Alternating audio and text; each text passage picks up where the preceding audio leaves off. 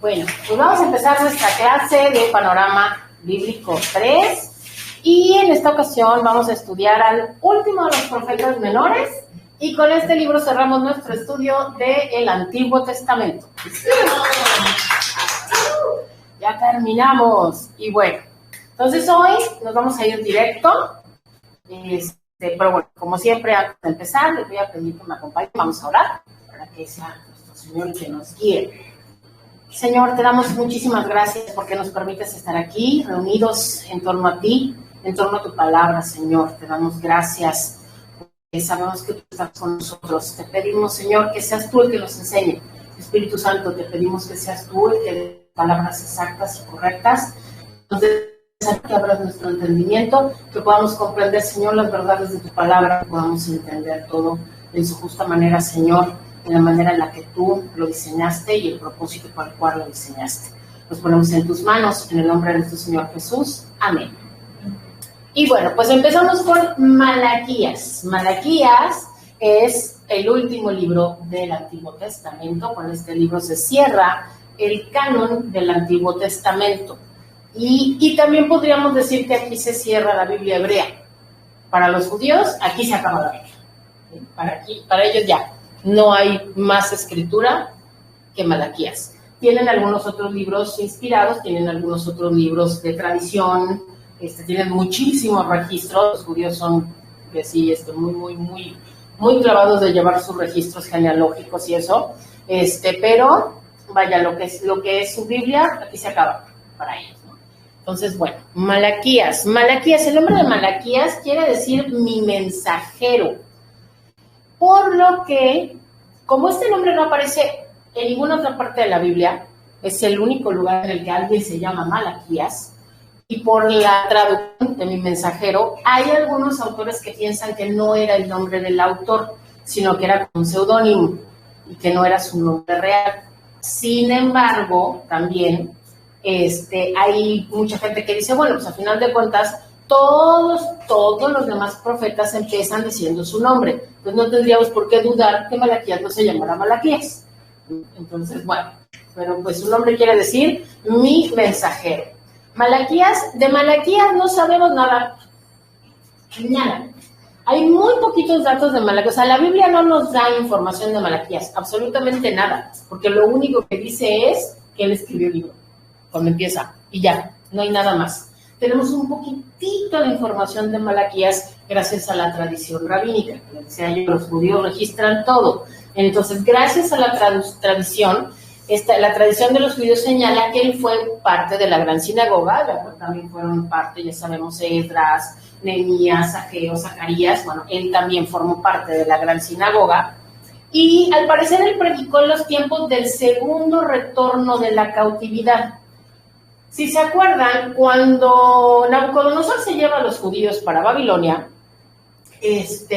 pasan 70 años, y entonces terminados esos 70 años, los persas invaden a Babilonia, y entonces ahora el emperador es Darío. No, primero es Ciro, el emperador es Ciro, y Ciro les permite regresar, los que quieran regresar a Jerusalén. Siguen siendo súbditos persas, pero los que quieren regresar, se pueden regresar. Y entonces regresan, les digo, de 3 millones de judíos que había en ese momento en lo que era Babilonia, ahora Persia, se regresan como 30,000. Y entonces empiezan la reconstrucción del templo, y ya ven de todos estos eventos que vimos con Ageo y con Zacarías, de que pasan 18 años y todavía no pueden reconstruir el templo, y entonces por eso el Señor manda a estos profetas para que le echen ganas y para animarlos. Empiezan la reconstrucción del templo, y entonces cuando empiezan la reconstrucción del templo, todo esto que les estoy diciendo históricamente está narrado en Nehemías y en Esdras, en los 2 libros, que de hecho para la Biblia judía es uno solo. Nosotros lo separamos en 2, pero es uno solo, y todos estos históricos están ahí. Entonces, ¿qué pasa? Primero, con los primeros que regresó Esdras, ¿sí? Y él fue el que se hizo cargo, y luego fue cuando Dios levantó a Zorobabel y a Josué, ¿se acuerdan? Al sumo sacerdote, todos esos eventos ya los vimos. Pasa el tiempo, o sea, después de que ya se empieza la construcción del templo, el Señor manda a Nehemías, ¿sí? para que también, pues, para que los impulse, para que los anime, ¿no? Nehemías llega y resulta que no están haciendo nada. Otra vez se pararon, no están haciendo nada, y Nehemías se enfoca en la reconstrucción del muro, más que del templo. O sea, el templo ya lo habían empezado, pero estaba como que todavía no, pero bueno, como que medio se hacían, pero oye, pero el muro no le habían hecho nada. Entonces, con Nehemías se narra toda la historia de la reconstrucción del muro. Nehemías está una temporada allí en Jerusalén y se regresa a Persia. Sí, se tiene que regresar a Persia. Entonces, los estudiosos creen que en ese lapso que Nehemías se regresa a Persia, Dios levanta a Malaquías. Y es cuando Malaquías empieza a entregar el mensaje del Señor. Entonces, aquí ya pasaron aproximadamente 100 años desde que el Señor usó a Ageo y a Zacarías. ¿Sí? Ya pasaron 100 años y en este punto el templo ya está construido y ya está funcionando. Este es el segundo templo, ¿sí? Y ya está funcionando. Y entonces aquí es cuando el Señor levanta a Malaquías, volviendo, según la tradición rabínica, murió joven. No sabemos a qué se refieren con joven. Cuando en esas épocas joven generalmente es alguien de menos de 30 años, ¿no? Murió joven, y hay dos versiones. Una es que está enterrado con sus padres en Babilonia, y la otra, que sabemos que no es cierta, es que está en la tumba de los profetas en la de Jesús, que no es cierto, que ya sabemos que ahí no está. Pero bueno, se supone que ahí está. Y como les decía, con esta última obra profética, el Señor cierra el canon del Antiguo Testamento, se cierra, y pasan 400 años para que Dios vuelva a hablar con su pueblo a través de profetas. Lo llamado periodo de silencio. Pero bueno, más o menos en qué fecha escribió Malaquías. Se cree que escribió entre el 450 y el 400 antes de Cristo.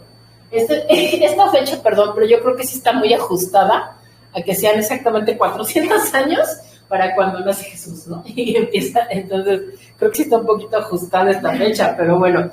Se piensa que sus mensajes estuvieron recopilados y que él tuvo un ministerio de aproximadamente 7 años. Él estuvo 7 años predicando. Él escribió en Jerusalén, él estuvo siempre en Jerusalén. Y los destinatarios de su mensaje, los principales son todos los israelitas, pero especialmente los que acaban de regresar. Los que regresaron en la segunda. Ya ven que les digo que primero regresó Esdras con 30,000. Cuando viene Nehemías, se vienen otros 50,000. Que tampoco es nada en comparación con los que había, ¿no? Pero bueno. Entonces, este mensaje es para esos 50,000 que regresaron después. Las palabras clave de este libro, diezmo. Este libro habla de diezmo y habla de preparar. ¿Por qué? Porque cuando el pueblo no da su diezmo, en realidad le está robando a Dios lo que le pertenece. Pero el pueblo le debe a Dios más que dinero. Y este libro también nos enseña que el diezmo es más que dinero. Y también ¿por qué? Porque le deben tiempo, le deben talento y le deben alabanza. ¿Sí? Y parte del mensaje de Malaquías es preparar el camino para el Mesías, para nuestro Señor Jesús. Porque Malaquías es el que profetiza el nacimiento de Juan el Bautista. O sea, bueno, no el nacimiento, el ministerio de Juan el Bautista.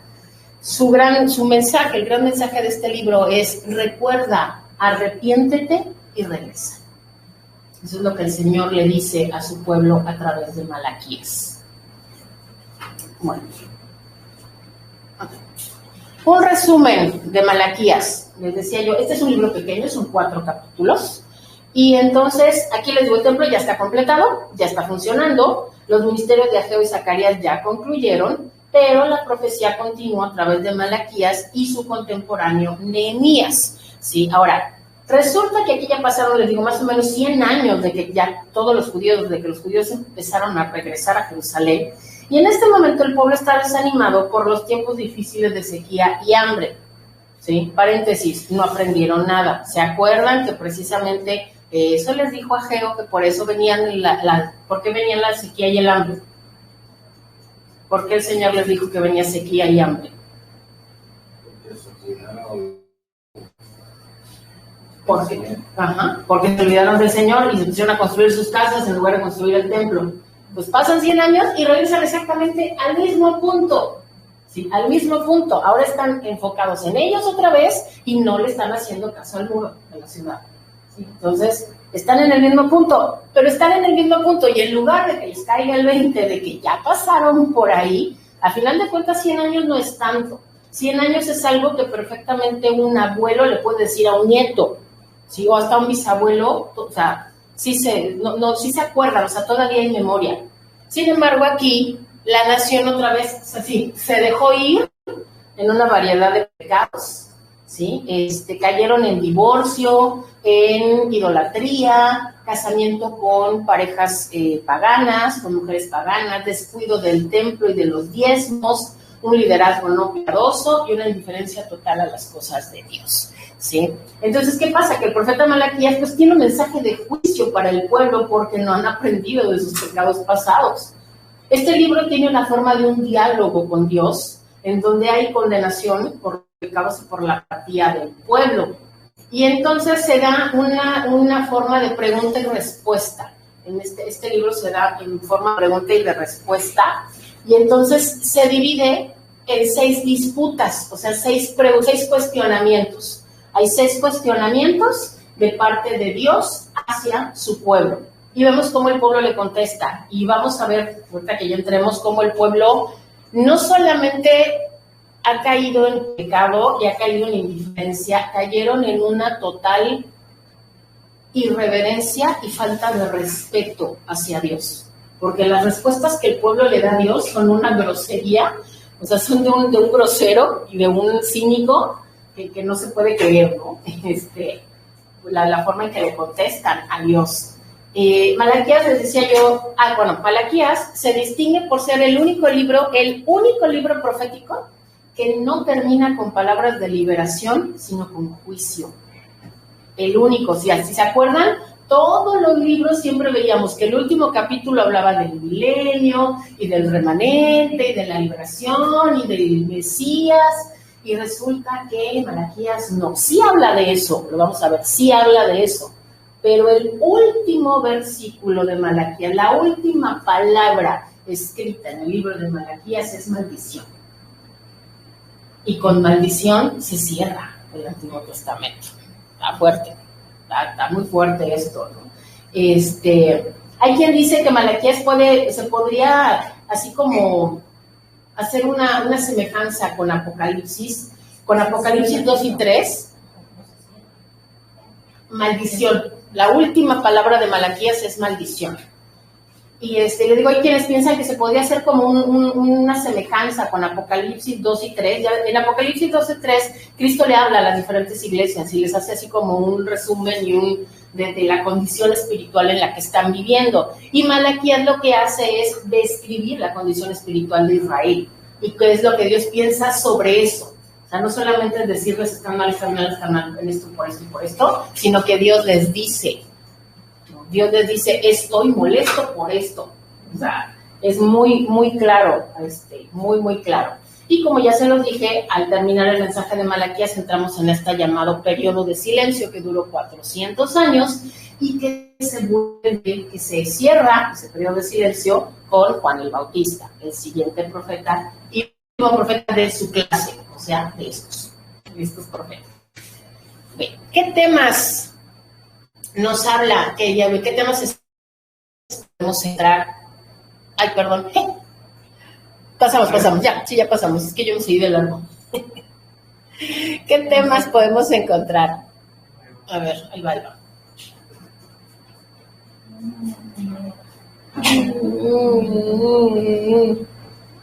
Hay que seguir. Ahí está. ¿Cuáles son los temas espirituales que podemos nosotros tomar del libro de Malaquías? Uno, recordemos que las victorias pasadas de Dios nos ayudarán hoy en tiempos de necesidad. Cuando necesitemos del Señor, no veamos como que por dónde la salida, como que qué vamos a hacer, acordémonos de las veces que Dios nos ha librado, acordémonos de las victorias que el Señor nos ha dado, y eso nos va a dar impulso, eso nos va a dar motivación para seguir adelante. Darle a Dios y a su obra es un privilegio, no es un castigo. Esa parte, y es algo que es muy hasta el día de hoy, he escuchado a muchos predicadores, y incluso creo que hasta Lutero lo dijo, ¿no? Que la verdadera, o sea, que te das cuenta de que una persona realmente es salva cuando Dios también es el Dios de su cartera.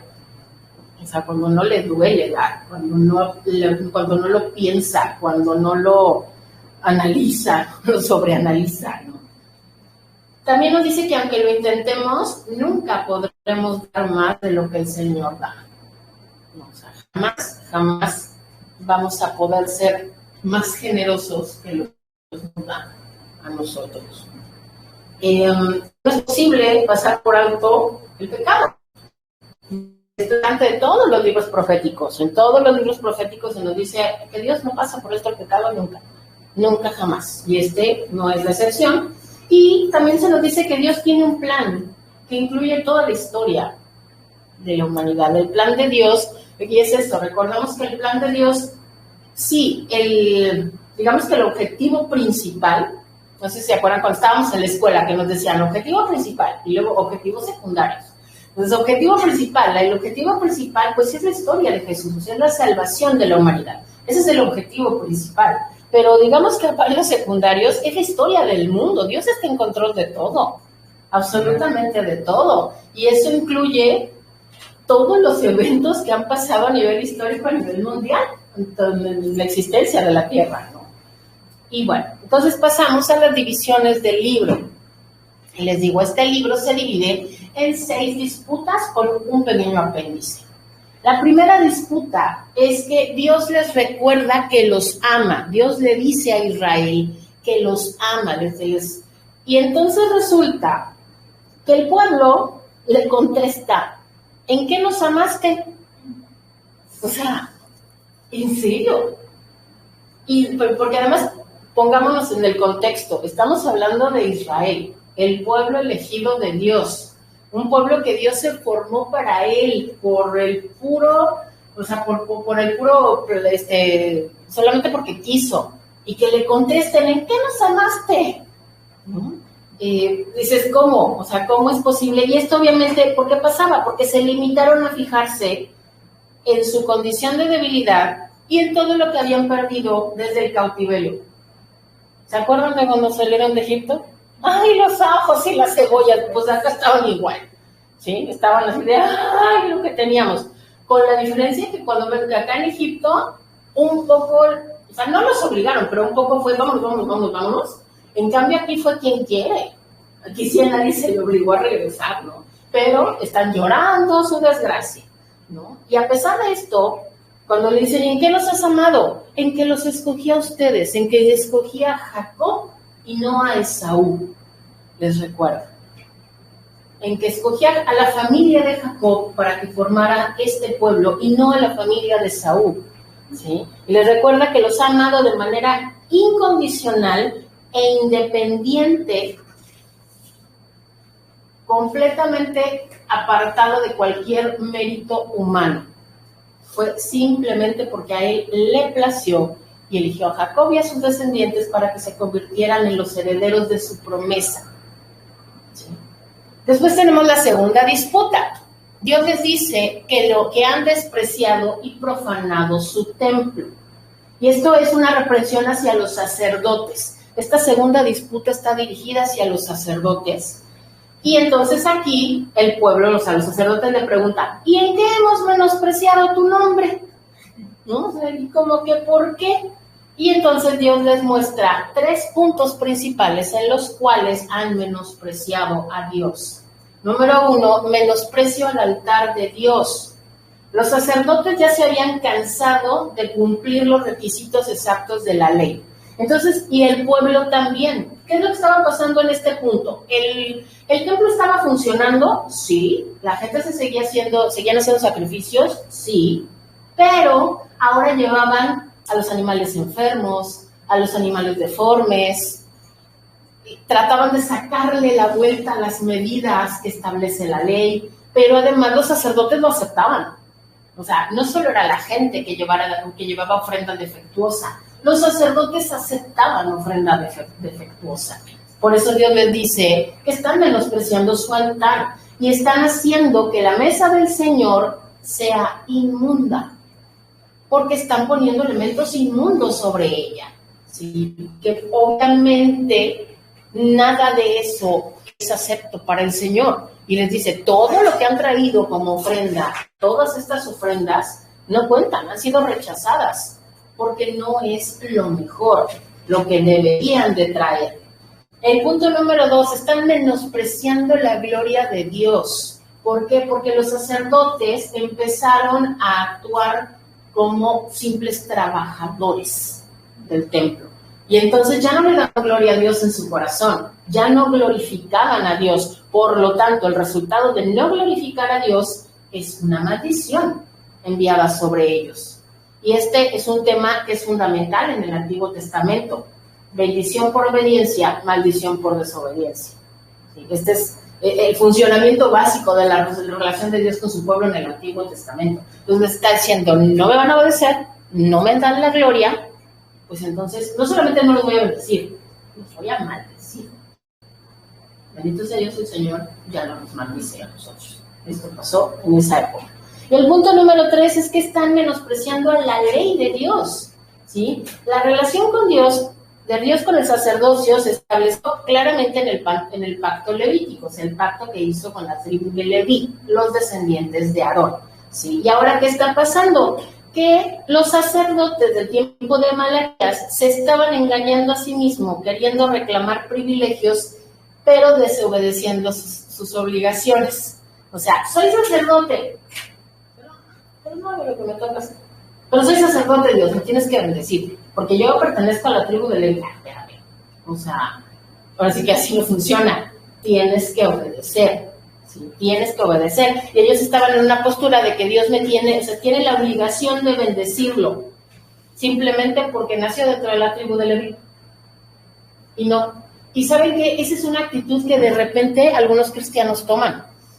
De repente algunos cristianos tomamos, porque yo creo que todos hemos pasado por ahí en algún momento. El momento en el que decimos, Señor, te estoy sirviendo, Señor, te estoy obedeciendo, Señor, o sea, veme, soy tu hijo modelo.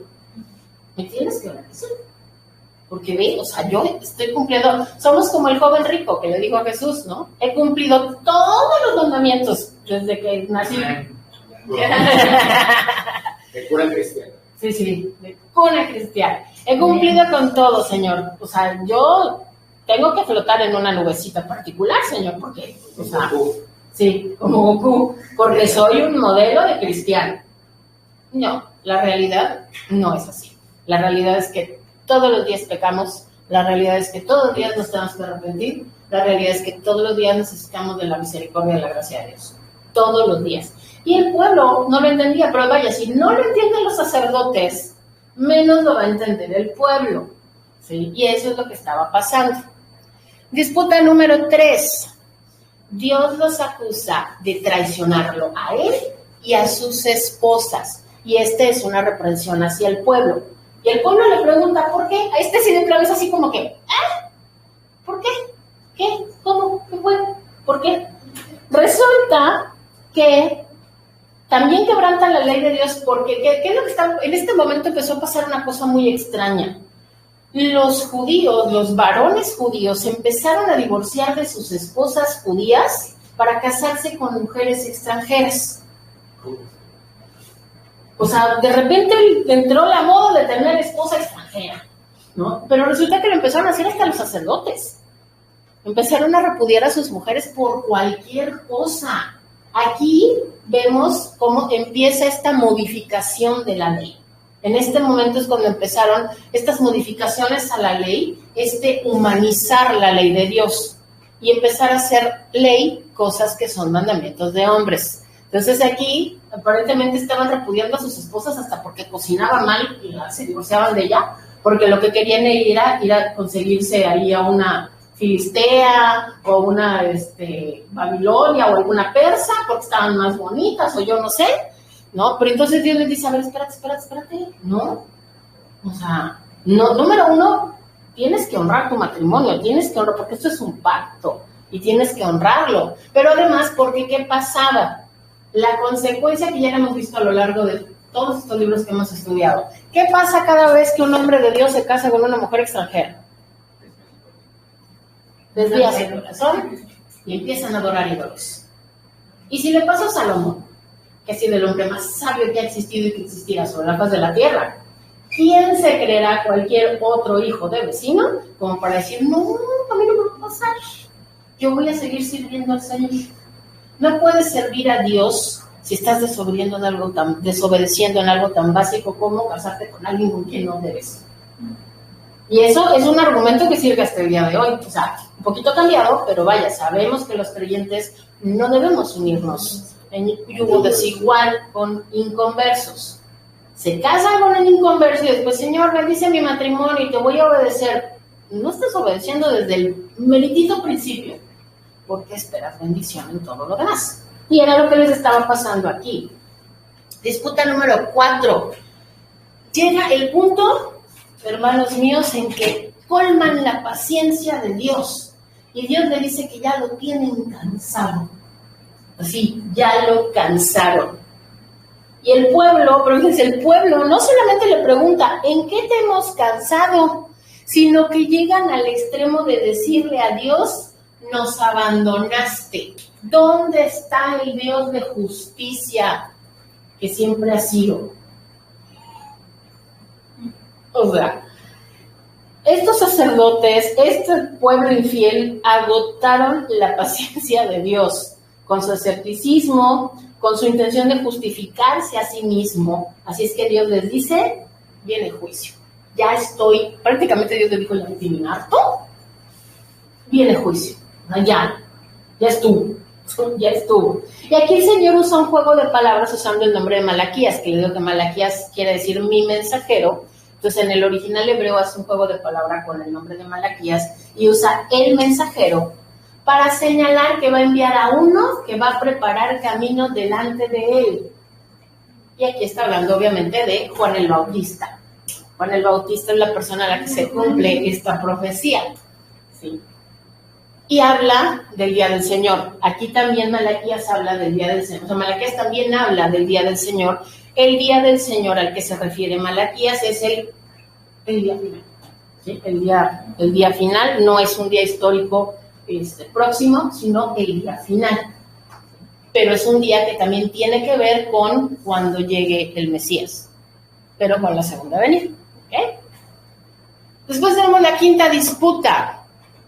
En la quinta disputa, Dios los acusa. Ay, perdón, yo me equivoqué, pero está aquí abajo. Dios les pide que se vuelvan a Él y los acusa de robarle. Y los acusa de robarle. Y entonces ellos le dicen que cómo es posible, o sea, Dios les pregunta que cómo es posible que se hayan desviado del camino de Dios y que necesiten volver. Y el profeta les muestra una ilustración de su deslealtad espiritual.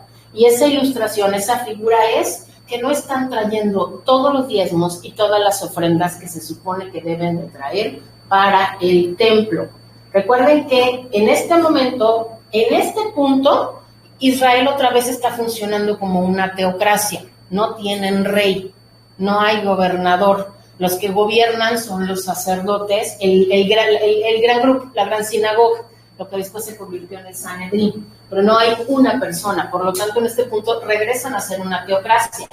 Entonces todo tiene que girar en torno al templo, pero resulta que si no pagan sus impuestos y si no llevan sus diezmos y sus ofrendas, ¿de qué se van a sostener los levitas?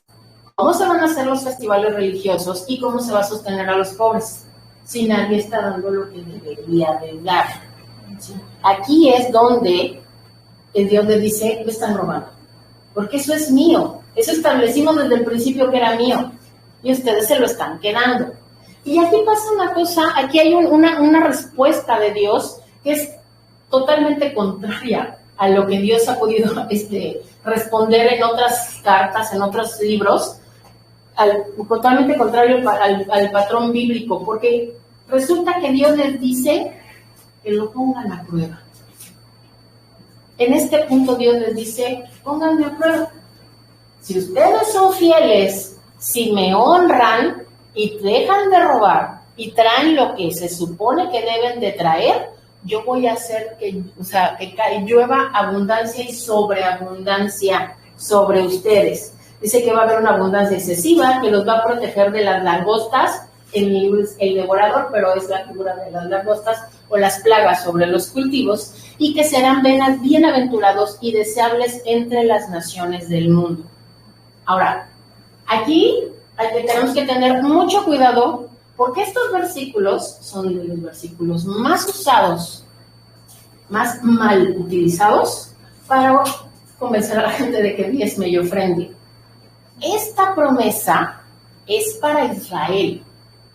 Ojo, esta promesa de ven a probarme y yo voy a sobreabundar tus lagares, y es para Israel, no es para la iglesia, no es para nosotros, porque esto está ligado a diezmos y a todo el sistema. Porque además hay otra cosa, el sistema de diezmo, aunque la palabra diezmo es la 10ª parte de lo que se tenía que entregar, en realidad, cuando uno se pone a estudiar la ley, terminaban dando como el 39% de sus ingresos anuales, por la forma en la que estaba distribuido el 10% de aquí, el 10% de acá. Hay un 10% que es anual, pero hay un 10% que es mensual. O sea, no es el 10% parejo, según la ley, ¿sí? Entonces, mucha gente, nosotros en Occidente y en la época moderna, nosotros entendemos diezmo como el 10% de mi sueldo, el 10% de mis ingresos totales, pero en la ley no era así. Entonces, por lo tanto, Dios está refiriendo a un sistema diferente, ¿sí? O sea, esta promesa se refiere a un sistema diferente que ya no está vigente. Entonces, cuando hay pastores que vienen y le dicen, el Señor dice, ven y pruébame, y yo haré sobreabundar en tu casa, pues con la pena, pero esa promesa no es para nosotros. Ahora, ¿qué promesa es para nosotros? Que el Señor ha dicho que todas nuestras necesidades van a ser cubiertas, ¿sí? Este versículo que el Señor nos ha estado trayendo, ¿no? De buscar primeramente el reino de Dios y su justicia, y todas estas cosas os serán añadidas. ¿Y qué son estas cosas? Sustento y ropa. No nos vamos a morir de hambre y no andaremos desnudos por la vida, ¿sí? El Señor lo ha prometido. Entonces, eso es lo que el Señor le promete a su iglesia. Entonces, aguas con esta promesa, porque esta es para Israel. Y la sexta disputa, que entonces creo que me equivoqué. No, ahí está. La sexta disputa es que Dios nos acusa de hablar de forma violenta, de hablarle de forma violenta. Y el pueblo le contestan, ¿y qué hemos dicho de ti? ¿Qué hemos hablado de ti? El Señor les dice que se están quejando porque dicen que la obediencia a la ley de Dios no trae recompensa alguna, y que los únicos que prosperan son los soberbios y los malos. Y eso, bueno, pues eso creo que es una queja con la que nos podemos relacionar, honestamente, ¿no? A veces cuando estamos en nuestros momentos bajos, en nuestros momentos duros, sí, o sea, seamos honestos, sí nos llega a pasar por la mente y decir, ¿por qué a la gente mala le va bien? Y yo que lo estoy intentando con todas mis ganas, no me va tan bien. O sea, pero la diferencia es que a lo mejor, y eso espero, que para nosotros sea un pensamiento momentáneo, una duda momentánea de la cual nos arrepentimos y le pedimos perdón a Dios, pero para ellos esto ya era una costumbre. O sea, para esto ya era una forma de pensamiento en contra de Dios. Ese era el gran problema, ¿no? Y entonces, ¿qué pasa? Que aquí Dios no les contesta con una respuesta directa, como en las otras disputas, de decirles por esto, por esto, por esto, sino que aquí el Señor lo que hace es que les da una pequeñita historia, muy pequeñita porque son 3 versículos, en donde lo que hace es alentar al remanente piadoso, donde Malaquías les recuerda que el Señor no los ha olvidado, que Él no ha olvidado a los que temen a Jehová y a los que piensan en su nombre. Y de hecho, Dios lo instruye a que abra un libro y registre los nombres de las personas que son temerosas a Dios en ese libro. Y los judíos probablemente estaban familiarizados con esto, porque esto era algo que hacían los persas. ¿Se acuerdan de Esther? ¿Se acuerdan que en el libro de Esther, cuando el emperador no puede dormir, pide que le traigan el libro de los hechos del pueblo? Y es cuando le leen que en algún momento, se me fue el nombre del tío de Esther, Mardoqueo lo había salvado de un complot, que se había enterado de un complot contra el rey. O sea, vaya, todo estaba escrito. Para los persas esto era importante y registraban todos los eventos. Entonces los judíos, recuerden que estamos hablando de judíos que nacieron en Persia. O sea, no son judíos que hayan nacido ahí, en Jerusalén, o apenas es la primera generación que nació en Jerusalén. Entonces se relacionan con esto, de que el que pongan tu nombre en un libro es algo importante. ¿Sí? Es algo importante. Entonces Dios quiere establecer que son importantes para él, que ese remanente fiel que siempre tiene, que siempre ha tenido, son importantes para él, y por eso dice que los registren en su libro, y les asegura que este remanente piadoso le pertenece y es su tesoro especial, y que en medio del juicio él los librará. Entonces aquí pasamos, fíjense cómo, también lo que hemos comentado en varias ocasiones, cómo brincamos de tiempo de un versículo para otro, porque la escritura del libro es un acto histórico para ese momento, pero la promesa de que su remanente le pertenece, de que es su tesoro especial y de que los va a librar del juicio, pues evidentemente es en el milenio. Es cuando ya vamos hasta allá. Y el libro cierra con un apéndice que es una consolación a su remanente fiel, ¿no? A estas personas que hayan estado, que no han renegado, que no han pecado, que no se han alejado del Señor. Y entonces dice que el sol de justicia va a juzgar al apóstata y va a liberar al remanente en la gloriosa venida del Mesías. La destrucción de los malos será apreciada por los que sufrieron a manos de ellos. Y aquí se menciona a Elías como teniendo el propósito de anunciar la llegada del Mesías, por lo que entendemos que está refiriéndose, o sea, está usando a Elías como una figura de Juan el Bautista, ¿sí? Sabemos que no es el Elías histórico, porque el Elías histórico pues apareció junto con Moisés en la transfiguración, o sea, es un evento diferente. Aquí hablando proféticamente lo está usando como figura de Juan el Bautista, ¿sí? Se anticipa a que va a haber un arrepentimiento generalizado en todo el mundo, y esto puede ser, o sea, va a evitar la destrucción completa. Pero entonces llegamos a este punto que les decía, que el libro termina con la palabra maldición. Es la última palabra, ¿sí? Según lo que estuve leyendo, según Mr. MacArthur, esta palabra no es la palabra que comúnmente se usa para maldición, es otra acepción de palabra. Y esta palabra que usan aquí se refiere a la práctica de consagrar ciertas cosas o personas a Dios, o sea, consagrarlas de forma irrevocable a Dios, casi siempre para su destrucción total. Entonces, aquí lo que está diciendo, hagan por ejemplo, para que un ejemplo sería, las ciudades de Canaán quedaron bajo esta maldición y por eso sus habitantes fueron exterminados. ¿Se acuerdan que tenían que dejar una ciudad sin tocar? Exterminar. No, pero Dios exterminar. ¿Sí? Entonces, a eso, ese es el concepto, esa maldición, a esa maldición se está refiriendo, ese tipo de maldición, digamos. Entonces, el uso aquí que Dios podría llegar a ser un holocausto de toda la tierra, o sea, destruir a toda la tierra, si no fuera porque existe un remanente arrepentido. Gracias al remanente arrepentido. Sin embargo, es muy pesado, y para los judíos fue muy pesado, que de pronto, bueno, para ellos hasta el día de hoy, que Dios les dejó de hablar y la última palabra que pronunció fue maldición. Esto sí está muy fuerte, muy, muy fuerte. Para los creyentes sabemos que no, que ahí terminó, que la maldición terminó ahí. Y que vino nuestro Señor Jesús, y que Él nos bendice con toda bendición espiritual, que Él nos ha salvado, y que Él cambió la historia, ¿sí? Los judíos desafortunadamente pues se quedaron aquí, porque les digo, aquí se termina la Biblia hebrea. De esto se trata el libro de Malaquías. Ahora, les voy a dar un poquito, nada más para que tengamos una, así, de esto no va a haber tarea ni nada, es nada más para que tengamos una idea. ¿Qué pasó en esos 400 años? Porque para nosotros nada más volteamos la página y vemos maldición, y luego volteamos la página y empieza Marcos, y empieza Mateo, perdón. Entonces, para nosotros 400 años pasan en una página, pero fueron 400 años en los que pasaron muchísimas cosas, y entonces resulta que el mundo, como lo conocieron los judíos aquí, no tiene nada que ver con el mundo en el que nació Jesús.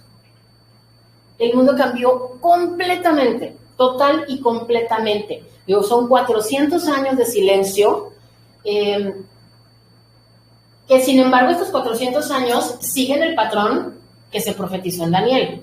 O sea, esos 400 años se llenan con la profecía de Daniel, la del estatua y la de las bestias, porque ahí esos 400 años se llenan con esos imperios que vio Daniel.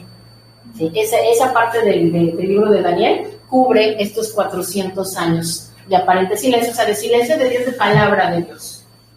De palabra de Dios. Primero, ¿qué pasa? Bueno, pues como lo predice Daniel, la tierra de Israel pasa de estar bajo el imperio Meda y Persia a Grecia y luego pasa a Roma, ¿sí? Por cerca de 200 años, el imperio persa sometió a los judíos. Ellos fueron los que permitieron que los judíos reconstruyeran y adoraran en el templo de Jerusalén.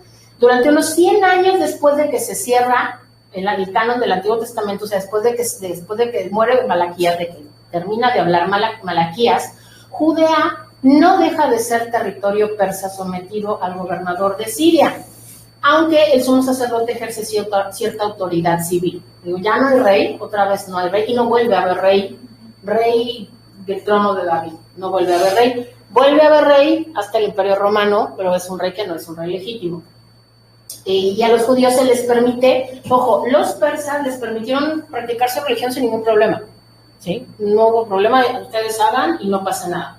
En el 334, Alejandro Magno derrota al rey persa Darío III en 3 batallas decisivas que le dan el control del imperio persa, y entonces Israel queda ahora bajo el dominio griego, que es aquí, ¿sí? Acá está Malaquías, aquí llega Alejandro Magno, ¿sí? Y entonces Alejandro Magno permite que los judíos observen sus leyes en Judea y les concede incluso una exención de impuestos durante su año sabático. Recuerdan que según la ley, en el 7º año te tienen que perdonar las deudas, los esclavos se tienen que liberar. Entonces Alejandro les dice, ahora no paguen impuestos ese año, ¿no? O sea, la lleva bien con ellos, ¿no? O sea, la lleva bien con ellos. ¿Por qué? ¿Por qué? Y esto ya se los he comentado en 2 ocasiones. Porque cuando Alejandro llegó a las colinas de Jerusalén, dispuesto a conquistar esa parte del mundo, los sacerdotes le llevaron los rollos de la ley y le mostraron las profecías que hablaban sobre él, tanto en Daniel como en Zacarías. Gracias a esas profecías, Alejandro pues se sintió así como que es Juan Camaney, porque Dios hablaba de él, y entonces no destruye Jerusalén y les permite continuar con sus leyes y con sus cosas. Sin embargo, también en la vida, o sea, a pesar de que respeta la religión, Alejandro sí quiere que la cultura, que la vida diaria se vuelva griega, sea helénica completamente. Y la cultura griega es una cultura completamente contraria a la cultura judía. La cultura griega era una cultura muy liberal, es más, llegaban al libertinaje los griegos. Para los griegos, por ejemplo, la homosexualidad era la relación perfecta, había un culto al cuerpo. Los griegos eran muy parecidos a nuestros días, lo que estamos viviendo en el día de hoy.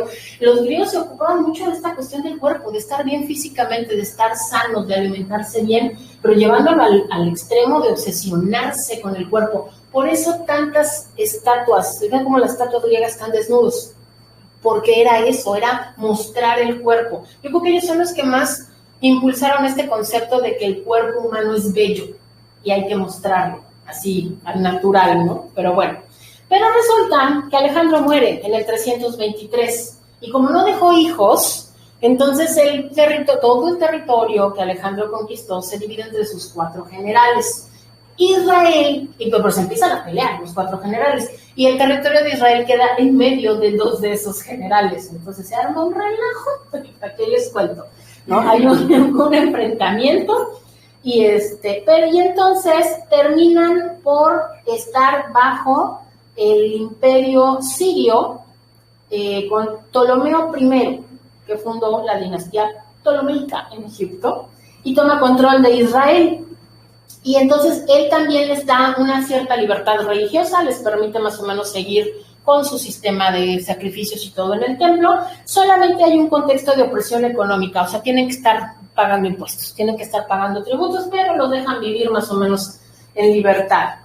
Pero entonces resulta que en el 198, Antíoco III, vamos aquí están, en el 198, Antíoco III el Grande derrota a Ptolomeo V, y le arrebata el control de Palestina. Entonces Judea ahora queda bajo el dominio seleucida, o sea, era otro de los generales de Alejandro, o sea, quedan del otro lado, habían quedado de este lado, ahora quedan del otro lado.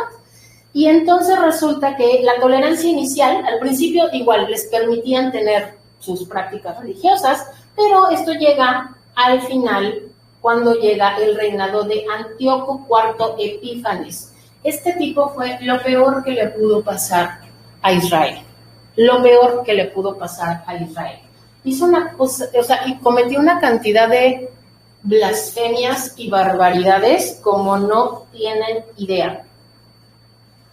Sacrificó un cerdo en el altar, lo cocinó y derramó todo el caldo sobre los instrumentos del templo. Imagínense lo que fue para los judíos ver eso. Imagínense lo que fue ver eso. Permitió que uno de sus achichincles vendiera los instrumentos, vendiera los tazones del templo, los vendiera estoy contando al revés. Permitió que una persona, o sea, que un judío que obviamente no era buen judío, vendiera los tazones del templo para comprar el sacerdocio. Y aquí fue cuando empezamos a tener sacerdotes que no son levitas, que ya no pertenecen a la tribu de Leví. Compraban el sacerdocio y eso empezó con este tipo, con Antíoco IV Epífanes. Prohibió a los judíos guardar sus leyes, observar el día de reposo, mantener las fiestas, ofrecer sacrificios, circuncidar a sus hijos. O sea, quiso eliminar completamente la religión judía, a los judíos como su religión. Además, ordenó la destrucción de todos los ejemplares de la Torá e instaló altares para culto de imágenes por todo el territorio. Y mandó a los judíos a que ofrecieran sacrificios inmundos. O sea, ¿quieres sacrificar algo? Sacrifica cerdos. No vas a sacrificar otra cosa. Y los obligaban a comer carne de cerdo, sabiendo que para ellos esto era una aberración, ¿no? Y él fue el primer monarca pagano que persiguió a los judíos por su fe. O sea, esta es la primera persecución que sufrieron los judíos por su fe, ¿sí? Después resulta que llega un sacerdote llamado Matatías y sus 5 hijos, y esto se conoce como la revuelta de los macabeos. Esta está aquí. Esta rebelión de los macabeos es porque el hijo mayor se llamaba Judas Macabeo, entonces por eso le dicen la revuelta de los macabeos. Era el líder principal de los 5 hermanos. Después de una guerra de 24 años, los judíos ganan su independencia de Siria, gracias a la presión de los romanos. O sea, no fue así como que porque, super guerreros, no. Lo que pasa es que los romanos empezaron a presionar a los seleucidas para que se salieran de ahí. Entonces, aprovechó, o sea, fue una buena oportunidad para Israel y ganan su independencia de Siria. Los descendientes de Matatías fundan la dinastía Asmonea, nombre que se deriva de Asmón, uno de los ancestros de los macabeos. Los asmoneos se apoderan del oficio de sumo sacerdote. Si nos podemos pasar a la que sigue, por favor. De sumo sacerdote, aunque no pertenecen al linaje de Aarón. Y en poco tiempo empiezan a seguir las costumbres griegas y las prácticas que ellos mismos resistieron en un principio, ¿sí? La influencia griega continúa en Palestina hasta del 142 hasta el año 63. En el año 63 se termina esta dinastía asmonea porque había 2 hermanos que se estaban peleando y uno de ellos le pide a Pompeyo, que era un general de Roma, que intervenga. Estaba el conflicto entre el sumo sacerdote Aristóbulo e Hircano. Y entonces aquí es cuando quedan bajo el control romano. O sea, digamos que le salió el tiro por la culata. Le pide ayuda para quedar él y dice Roma, órale, yo te ayudo, pero ya llegué. Y ahora son míos. Aquí es cuando aparecen los romanos y quedan bajo control romanos. Y entonces de aquí en adelante hay un montón de revueltas y de guerrillas para liberarse de los romanos, del control romano. Y los romanos convierten a Herodes el Grande en rey de Judea. Herodes había nacido en una ciudad que se llamaba Idumea y fue un prosélito judío, pero toda su ideología era greco-romana. O sea, él creció con una mentalidad griega, totalmente, ¿sí? Gobernó Palestina del 37 al 4 y era el rey de los judíos cuando Jesús nació. Este Herodes es el que persiguió a Jesús y el que hizo la matanza de los niños, ¿sí? Y bueno, ya nada más unos conceptos rapiditos que estaban en la época de Jesús. Número uno, y es un concepto del que habló Hasid, la diáspora. La diáspora judía precisamente se da a raíz de estos eventos, a raíz de los eventos de los exilios. Ahí empezó la diáspora judía. La diáspora judía empezó cuando se llevan a Israel para Siria y a Judá para Babilonia. Porque como vimos, son muy poquitos los que regresaron, en comparación con los que se quedaron viviendo por todos esos lugares. La mayoría no regresó a Judá después del exilio y dejaron de ser cautivos para convertirse en colonos cuando el imperio persa. Después entra el imperio griego, el imperio romano, y entonces resulta que para el siglo I los judíos ya estaban por toda la cuenca del Mediterráneo y Mesopotamia, ya estaban por todos lados. La mayoría de los israelitas vivía fuera de Palestina a finales del periodo intertestamentario. O sea, un poco como lo que le pasa lo que nos pasa a los mexicanos, ¿no? La segunda ciudad con más mexicanos en el mundo es Los Ángeles, California. Así, había más judíos afuera que en Israel, para el momento en el que nace Jesús. Y tenemos aquí también dos conceptos que se dan en este momento, los escribas y los rabinos. Antes no habían, este concepto no existía, ¿sí? Porque eran sacerdotes, ¿no? Era la gente que trabajaba en el templo, pero resulta que pues por el exilio hay los exiliados entendían que la falta de conocimiento y obediencia a la Torá estaba haciendo que se alejaran de Dios. Entonces los escribas se volvieron expertos y consideraron, o sea, sí, empezaron a copiar. O sea, su primer oficio era copiar, hacer las copias de los libros. Pero resulta que empezaron a considerarse maestros y autoridades. De tanto leer la ley, empezaron a considerar que solo ellos tenían la autoridad de interpretar la ley, que solo ellos tenían la autoridad de interpretar lo que decían las escrituras. Y los rabinos eran los maestros que transmitían el entendimiento de los escribas de las escrituras al pueblo, ¿sí? O sea, un poco, por ejemplo, un poco para que, a lo mejor para que los que tengan ese contexto, un poco lo que pasa con la Iglesia Católica. La Iglesia Católica dice que solo ellos tienen la autoridad de poder comprender la Biblia, y los sacerdotes son los que se la enseñan al pueblo. Entonces, algo así pasaba. O sea, este gran grupo de escribas eran los únicos que, según ellos, tenían la interpretación correcta, y ellos enseñaban a los rabinos, que eran los que le enseñaban al pueblo, ¿sí? Y también surge el concepto de sinagoga, algo que no existía, que no está en la ley, que no existió en toda la historia del pueblo de Israel. Con la destrucción del templo en el 586, o sea, la destrucción de Nabucodonosor, empezaron a construirse sinagogas que se volvieron lugares de instrucción y culto para los judíos en el exilio. O sea, pues eran lo que para nosotros son los templos, ¿sí? O sea, era su mini templo, era el lugar en donde se juntaban para adorar juntos, porque no podían hacerlo porque no había templo, ya no existía el templo del Señor. Puesto que la mayoría de los judíos no volvieron a Palestina después del primer exilio, las sinagogas continuaron su funcionamiento y también después se establecieron en Palestina. O sea, los que regresaron en el segundo exilio empezaron a construir sinagogas, ¿sí?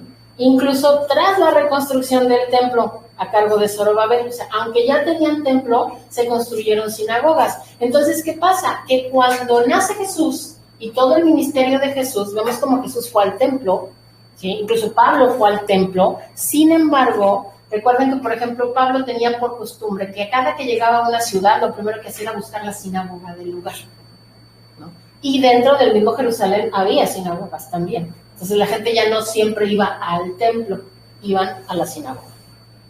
Pero ese es un concepto que se dio en ese lapso entre que la gente salió y todo el periodo intertestamentario. Y ahora sí terminamos el Antiguo Testamento.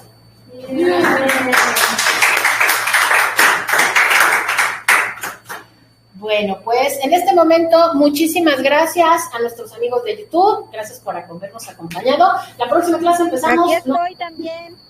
Empezamos con Mateo. ¡Hola! ¿Sí escuchaste? ¿Sí alcanzaste a escuchar? Sí, todo casi. Perfecto. 5 minutos y ya me puse los audífonos. Excelente. Bueno, pues entonces nos vemos a la próxima con el libro de Mateo. Adiós.